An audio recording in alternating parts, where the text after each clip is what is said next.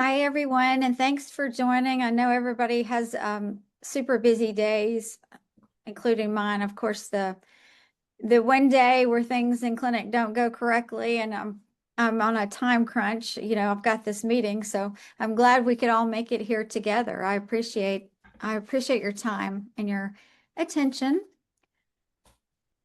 Chantil, you have control, so you can start when you're ready. Okay, great. Thanks. This presentation is part of the GAP MASLD MASH community network. And the goal of this network is to try to educate people and providers and eventually patients even on the disease states of MASLD and MASH so that we know better how to approach these patients when we see them in the clinic.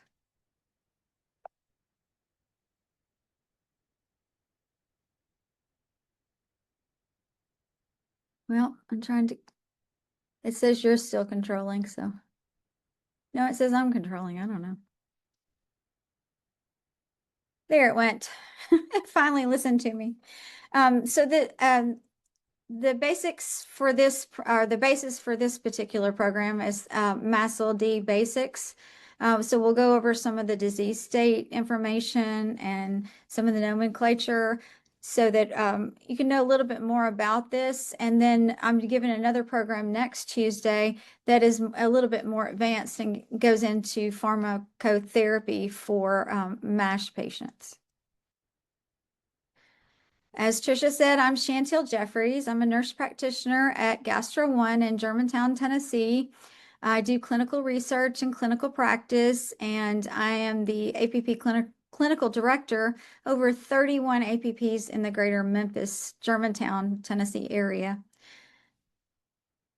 I love educating my peers and onboarding new people. Some of my folks are on here now. I see their names. You can use this QR code to record your attendance for this meeting. So I'll give you a minute to take a picture of that and record your attendance. All right, I'm moving on. If you need that QR code again, please let me know, and I can, I think it comes at the end as well too, but. So a little bit about the new nomenclature. I know some of you guys that have onboarded with me have heard me struggle with this a bit. I have been calling it NAFLD or NASH for at least 15 years now. So, when you're around as long as I've been, you kind of get set in your ways. So I've had a little trouble switching over to the new nomenclature, but it does make a lot of sense why they changed the names. So the overarching name for the liver disease state containing fat in the liver is steatotic liver disease. And then you looked and you characterize it a little further. So to the left there is the metabolic dysfunction associated steatotic liver disease, or MASLD. Some people call it MASLD, some people call it MASLD. I may switch back and forth because it still hasn't, my favorite way of saying it hasn't set in my mind yet, I don't think, even though it's been around for a few years. So that further breaks down to metabolic dysfunction associated steatotic liver or steatohepatitis, which is MASH. We also have the other things that can cause excessive fat in the liver. You look over to the right, you have cryptogenic steatotic liver disease. There's also specific etiologies, including drug-induced liver injury. There's certain disease states that can cause excessive fat in the liver. We all know alcohol is one of those things that, I'm sorry, it changed on me. Okay, now it's back. Alcohol is one of the things that can cause excessive fat in the liver. Then we have this overlap here of MASLD and increased alcohol intake. So if the metabolic component is predominant, it's considered MASLD. If alcohol intake is predominant, in that patients are taking 350 or 420 grams of alcohol per week, then it's considered more of an alcoholic liver disease.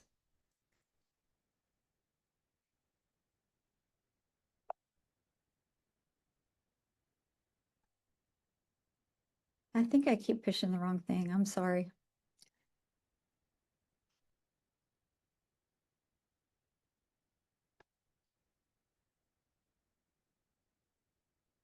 Well, I'm trying to get it to move right along. There it goes. I think that's the next one. So let's define MASLD. It's a steatotic liver disease. So there's excessive fat in the liver, and you can find that on any imaging study. We often see it on abdominal ultrasounds that may have been done for other reasons, or CT scans.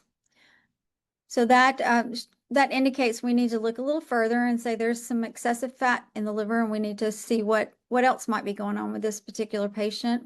The next question you want to ask is, does the patient exhibit any of the metabolic criteria? And these are listed over to the right here. The adult criteria, obesity, fasting glucose elevation, blood pressure elevation, also elevated triglycerides and low HDLs. Those are all indications of metabolic criteria being met. So if at least one of the 5 of these have been met, then you need to consider other causes for steatosis. If there are not any other causes, then we consider the patient has MASLD, and then we would move on further from there. If they do have other causes, like alcohol use, we want to see which one is predominant and decide whether this is a MASLD or an alcoholic liver disease or an overlap of the two. So if the patient doesn't exhibit the metabolic criteria, look for other causes of steatosis, and it goes from there. So cryptogenic disease is the last one they list on this flow chart, and that can sometimes even be from MASH that has been burned out. So it's not necessarily an active inflammation, but it could have come from MASH to begin with.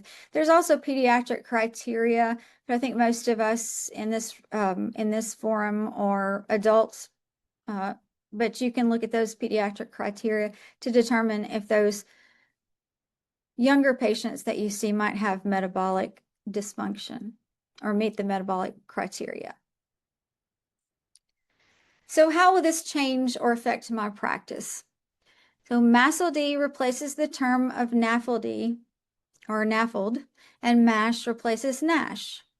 Studies suggest that there's a 99% overlap between the MASLD-defined population and the previously NAFLD-defined populations, the historical population.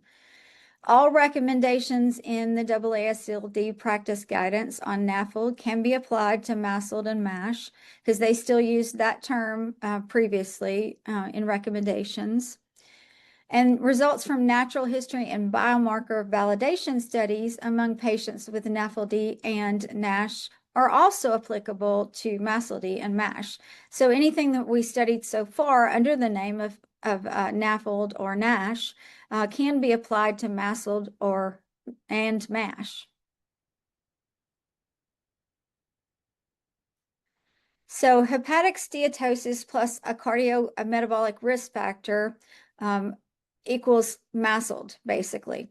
You need at least one of the 5 comorbid cardiometabolic risk factors to be considered MASLD, as we discussed a little bit before. Specifically, the BMI needs to be greater than 25, and that's 23, lowered to 23 for Asian patients. But it doesn't have to be a BMI thing. It can be the waist circumference can be greater than 94 centimeters. in men and 80 centimeters in females, and they could meet that criteria as well.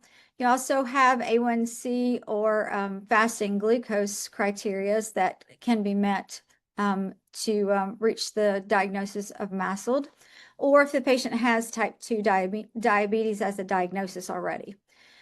Blood pressure criteria is listed here, or they can be on treatment for hypertension and not achieve or not have the higher blood pressure levels and still meet the criteria. The triglycerides of greater than 150, or they can be on lipid lowering agents, and then the HDL of less than 40 for men and less than 50 for females, or they're on a lipid lowering agent. You want to exclude patients that are consuming more than 20 grams per day of alcohol for females, 30 grams per day of alcohol for men. So when you suspect a steatotic liver disease, what in primary care should be done? Now, we say the earlier you start the evaluation, the better. And even in the primary care arena, it's fairly simple to do a FIB-4.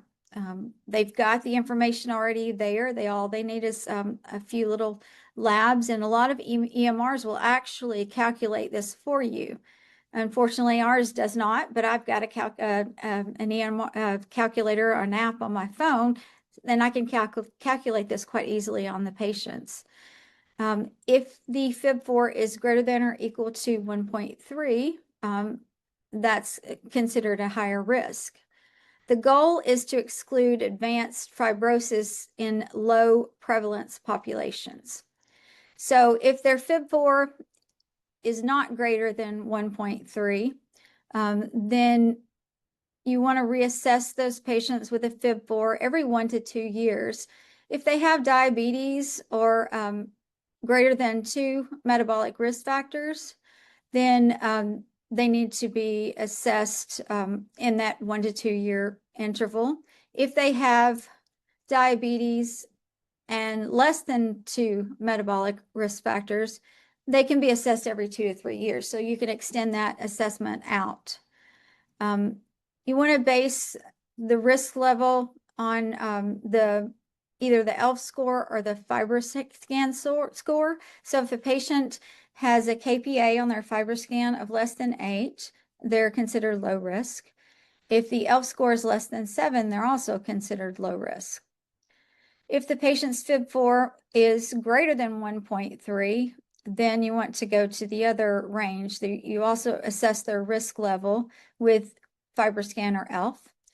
And if you look at the intermittent and higher risk. So an intermittent risk is a patient that has a KPA of 8.1 to 12.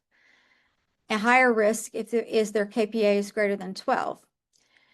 The ELF score, if the score is between 9.9 and 9.8, that's considered intermediate risk. And if it's greater than 9.8, that's considered high risk. Those patients need to have hepatology care, either through gastroenterology or hepatology, and they need to be identified and screened closer and possibly treated for MASH because they are higher risk for developing cirrhosis. So when you suspect advanced fibrosis, specialty management is in order. We do a lot of MASH treatment and evaluation in our GI practice. In other parts of the country, I know there's a lot of hepatologists that do this management and evaluation. You want to do a secondary risk assessment if they're intermediate or high risk of fibrosis. You suspect cirrhosis if the patient has an ELF score of greater than 1.3. Consider liver biopsy only if the intermittent NITs give you uncertainty or you have persistent enzyme elevation. So if you suspect something else is going on with the patient, that's when a liver biopsy may be in order.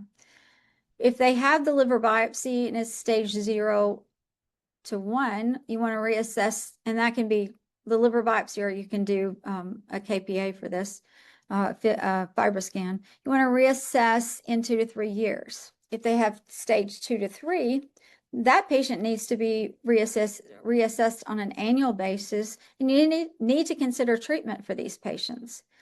And currently, if they're stage 4, you want to do cirrhosis-based management, and there is not currently any available treatment for patients with stage 4 fibrosis or cirrhosis, but they still need to be monitored very closely. So the global epidemiology of MASLD, you see it's spread throughout the world. There's basically MASH and MASLD throughout the world. You'll see really high prevalence in Latin America. We're on up there. We're in the red with at 31.2% in North America.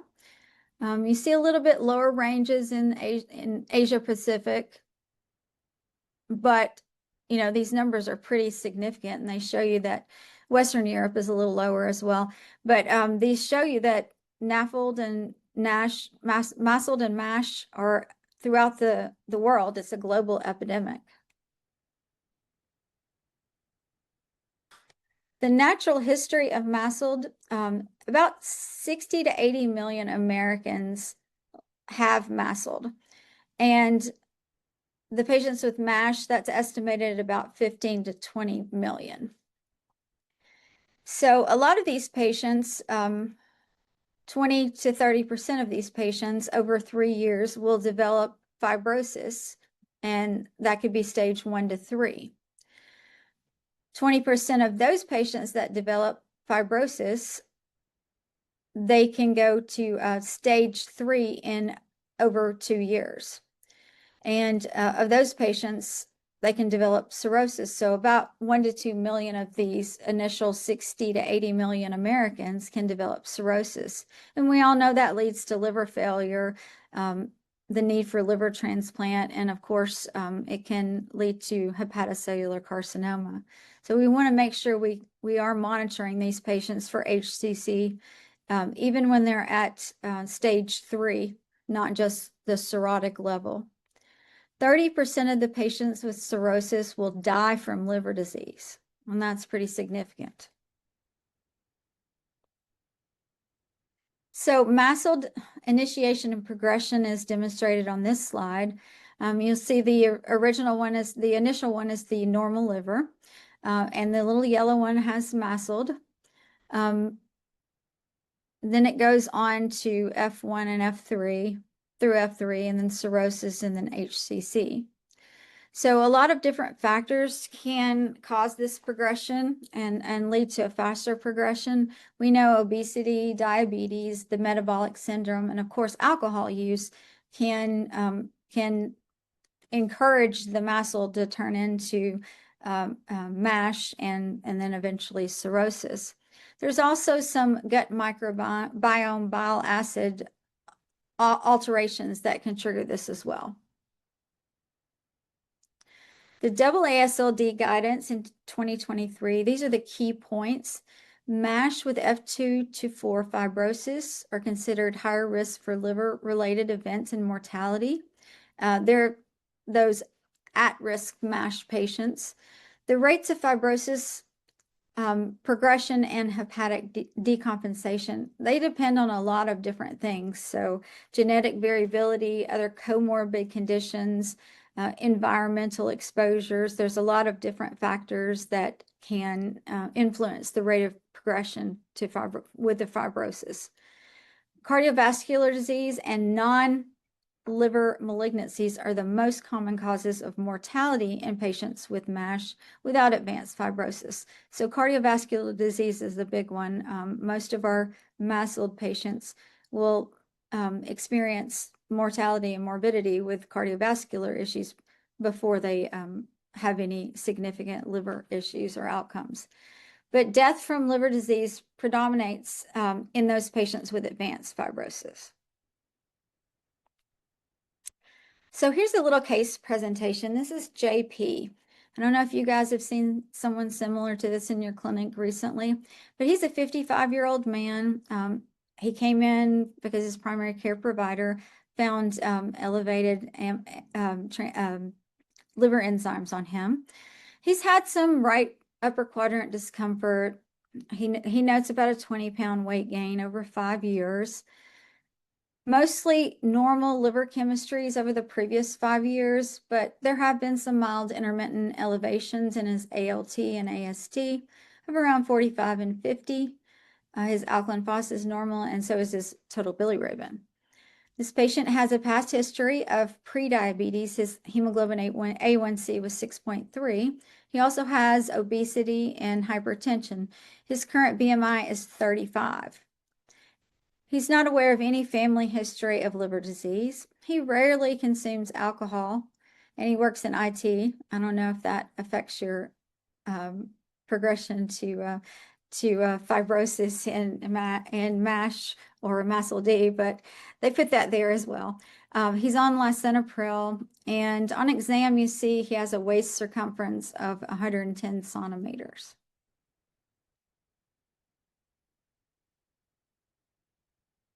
So these are his evaluation tests.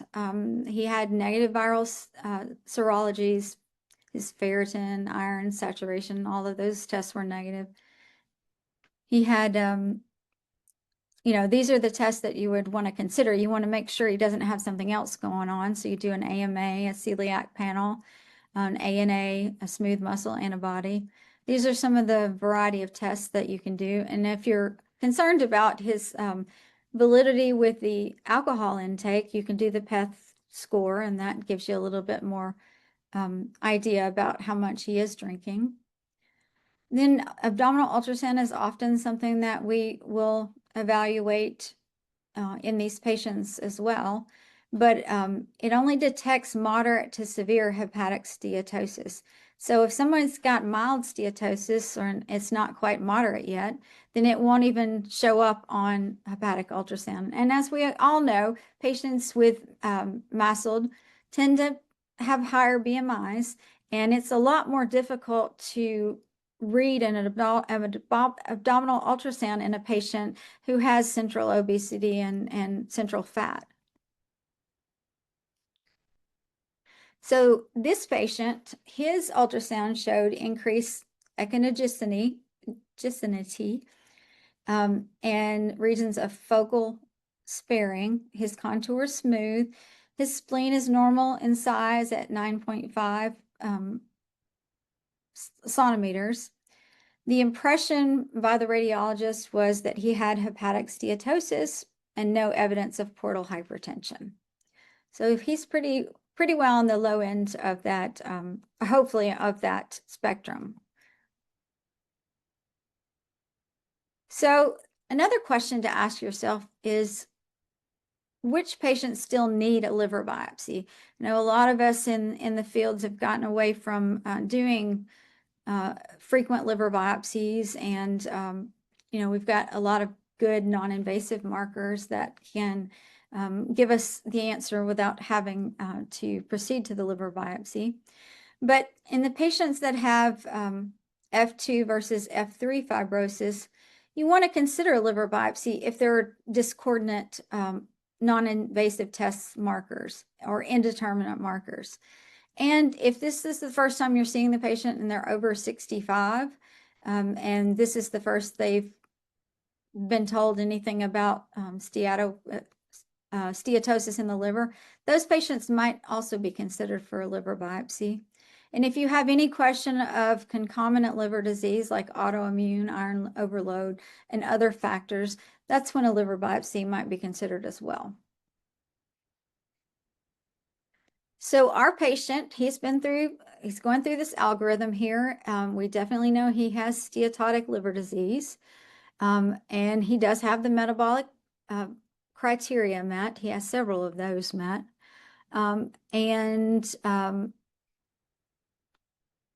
Now we want to look, he has metabolic dysfunction associated MASLD. So he doesn't have significant alcohol or other factors that might lead to that. So we have reached the diagnosis of MASLD.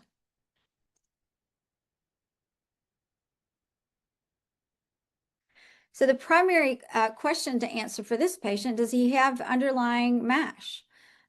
Does he have any fibrosis, and does he have advanced fibrosis? That's an important thing to know in this patient population.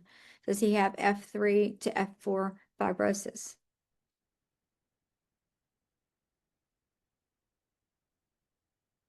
So this is where you can visit to get additional disease state education and Resdifra webcast. So you can take a picture of this, and it'll lead you to a site where you can get additional information and education if you'd like.